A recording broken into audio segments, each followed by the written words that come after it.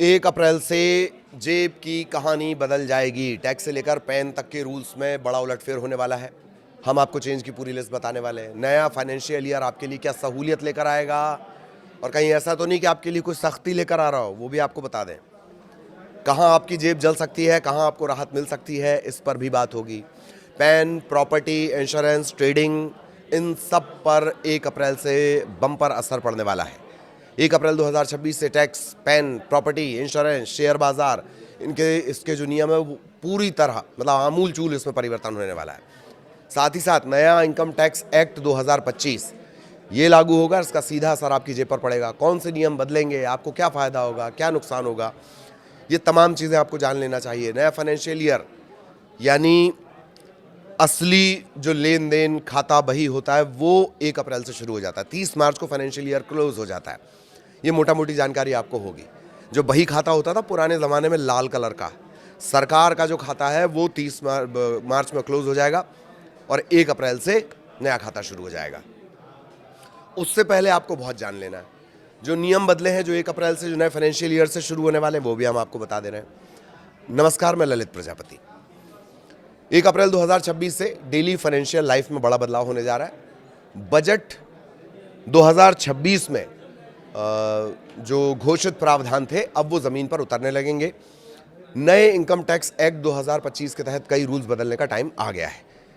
इन बदलावों का जो सीधा असर है वो सैलरी पाने वाले छोटे व्यापारी, निवेशक, शेयर बाजार के ट्रेडर और यहाँ तक के जो प्रॉपर्टी खरीदने वाले हैं उन पर भी पड़ने वाला है। तो फिर अगर आप भी ये सोच रहे हैं कि हम पर इसका क्या फ़र्क पड़ेगा, तो जवाब है बहुत बहुत फ़र्क पड़ेगा।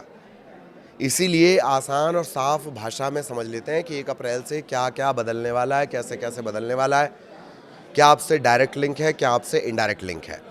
पैन कार्ड के नियमों में जो राहत है, अब तक थोड़ी बहुत राहत मिलेगी। अब तक जो छोटी छोटी फाइनेंशियल डील थी उसमें आपको अपने पैन की डिटेल देनी पड़ती थी, परमानेंट अकाउंट नंबर आपको मेंशन करना पड़ता था। 1 अप्रैल 2026 से कुछ मामलों में राहत मिलने वाली है। मसलन बैंक या पोस्ट ऑफिस में साल भर में 10 लाख रुपए तक का कैश जमा या निकालने पर, डिपॉजिट और विड्रॉल पर पैन डिटेल देना अब जरूरी नहीं होगा।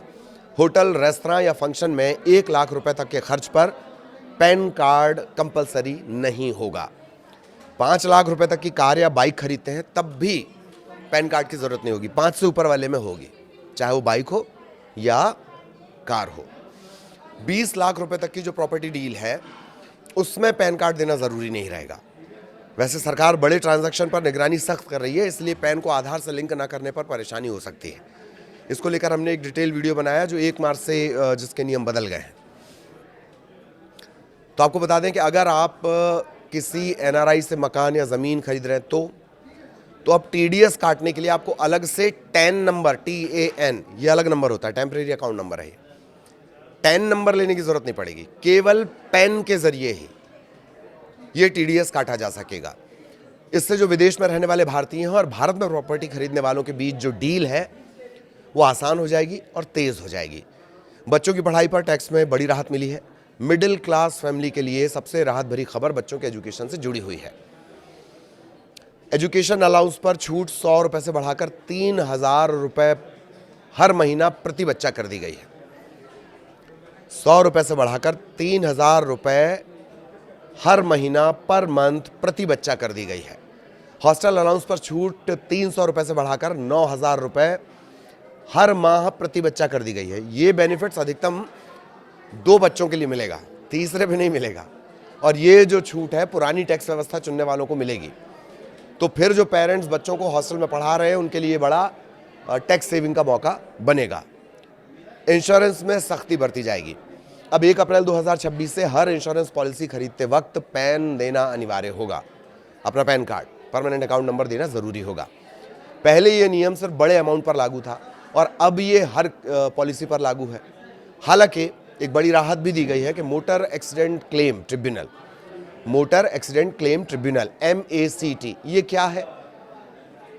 एक्सीडेंट हो जाता है, जिस गाड़ी से हो रहा है उसका इंश्योरेंस और जिस गाड़ी ने मारा है उसका इंश्योरेंस, ऐसे जो विवादित मामले होते हैं वो इसी ट्रिब्यूनल में जाते हैं, MACT।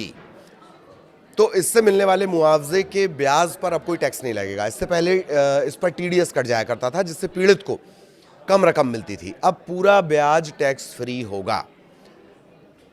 शेयर बाजार, लगातार ट्रेडिंग करने वालों की संख्या बढ़ी है, लेकिन शेयर बाजार में ये ट्रेडिंग महंगी होने जा रही है। खास तौर पर अगर आप शेयर बाजार में फ्यूचर एंड ऑप्शन ट्रेडिंग करते हैं, फ्यूचर्स और ऑप्शंस ट्रेडिंग करते हैं, तो आपकी लागत बढ़ने वाली है। फ्यूचर्स ट्रेडिंग पर एसटीटी 0.02% से बढ़ाकर 0.05 कर दिया गया है। अब आपको लग रहा है 0.05 और 0.02 में क्या है। मामला जब लाखों करोड़ों का होता है तो ये छोटा सा परसेंटेज बड़ा असर डालता है। याद करिए, बजट में इसका प्रावधान आते ही शेयर मार्केट धड़ाम हुआ था। त्वरित रिएक्शन जो शेयर मार्केट ने दिया था वो इसी वजह से दिया था। इसके अलावा ऑप्शंस प्रीमियम पर एसटीटी 0.10 से बढ़ाकर 0.15% कर दिया गया है। ऑप्शंस एक्साइज पर भी 0.15% एसटीटी लगेगा। सरकार का साफ मकसद है कि अत्यधिक सट्टेबाजी रोकना है और बाजार में बैलेंस को लेकर आना है। शेयर बायबैक पर टैक्स का नया फॉर्मूला आ गया है।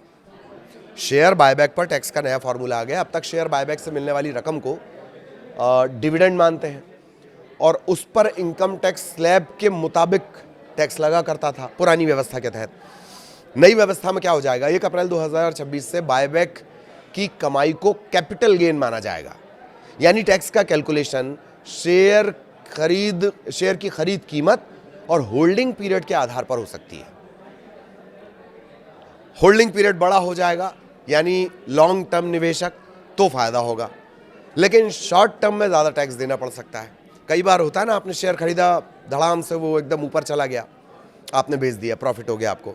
नहीं, अब वो कैपिटल गेन के हिसाब से कैलकुलेट होगा, तो आपका जो टैक्स रहेगा वो बढ़ जाएगा।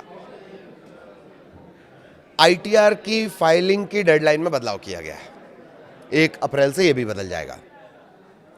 आईटीआर फाइलिंग की डेडलाइन में बजट 2026 में एक बड़ा बदलाव रहा। आईटीआर की तारीख को लेकर बिना ऑडिट वाले बिजनेस या प्रोफेशनल अब 31 जुलाई की जगह 31 अगस्त तक आईटीआर फाइल कर सकेंगे।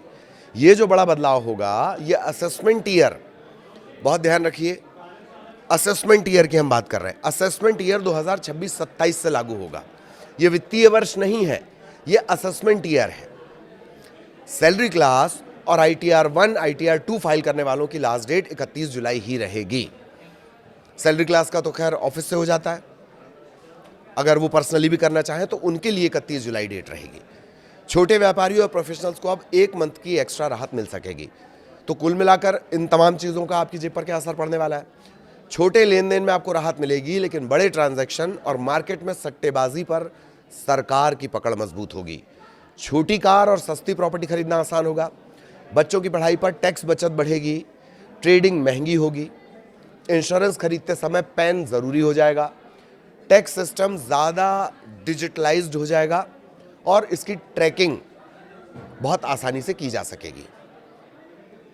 तो 1 अप्रैल 2026 सिर्फ कैलेंडर का डेट नहीं होगा, वो आपके फाइनेंशियल प्लानिंग का एक नया पार्ट बन जाएगा। तो बेहतर यही है कि जितना जल्दी आप हो सके उससे पहले अपना निवेश, टैक्स प्लान, डॉक्यूमेंट्स, ये तमाम चीज़ें अपडेट कर लें। इस बार के बदलाव छोटे नहीं हैं। इस बार के जो बदलाव हैं वो छोटे नहीं हैं, सीधे वो आपकी जेब से जुड़े हुए हैं। ठीक है, अब आमतौर पर जिस तरह के सवाल आते हैं वो जान लीजिए कि 2026 से पैन के नियमों में क्या बदल रहा है। 10 लाख रुपए सालाना कैश ट्रांजैक्शन, 1 लाख रुपए तक का होटल खर्चा, 5 लाख तक की कार, 20 लाख तक की प्रॉपर्टी, पैन कंपलसरी नहीं होगा। क्या हर इंश्योरेंस पॉलिसी पर पैन देना जरूरी होगा? ये कंपलसरी कर दिया गया। 1 अप्रैल 2026 से हर इंश्योरेंस पॉलिसी खरीदते वक्त पैन कार्ड अनिवार्य हो जाएगा। बच्चों के एजुकेशन वाला भी आपको बताते हैं कितनी छूट मिली है। लेकिन शेयर बाजार में ट्रेडिंग पर बम्पर असर इसका पड़ने वाला है। फ्यूचर एंड ऑप्शंस पर एसटीटी बढ़ेगा, जिससे ट्रेडिंग की लागत बहुत ज़्यादा बढ़ जाएगी। ये हमने आपको भी बताया डिटेल में, एसटीटी बढ़ाने की वजह से ही बढ़ रहा है।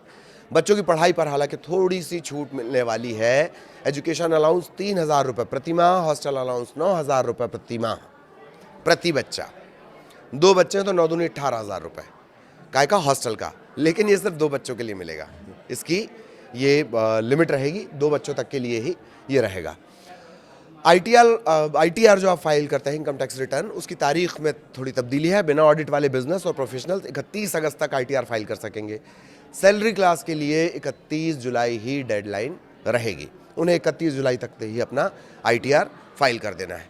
तो ये वो बड़े बदलाव हैं, चूँकि ये इस वजह से भी आप पर सीधा असर डालेंगे क्योंकि अप्रैल से ही जो नया टैक्स सिस्टम है, 2025 का जो नया टैक्स सिस्टम है आईटीआर का, इनकम टैक्स से जुड़ा हुआ, वो लागू होने वाला है।